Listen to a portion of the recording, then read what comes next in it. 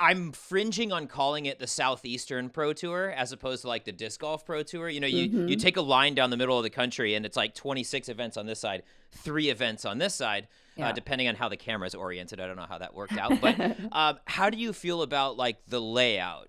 You're living in Florida now, so obviously I'm sure you're totally fine with All Stars in the first event being there. But thoughts, theories, opinions.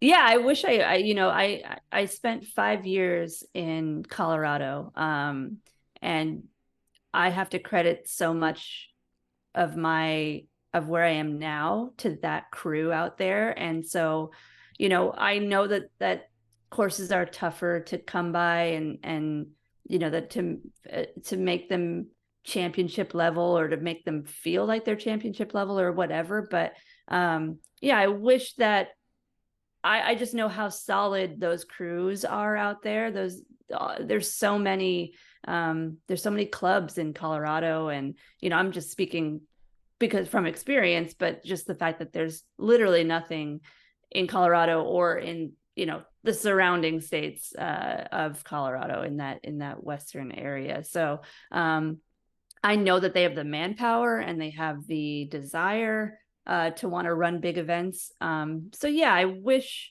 there was more, because like I said, I don't necessarily want to fly out to California, Mm-hmm. but if it was more financially, if it made more sense financially to drive out to California, it would be because there would be events on the way that I could play. Mm-hmm.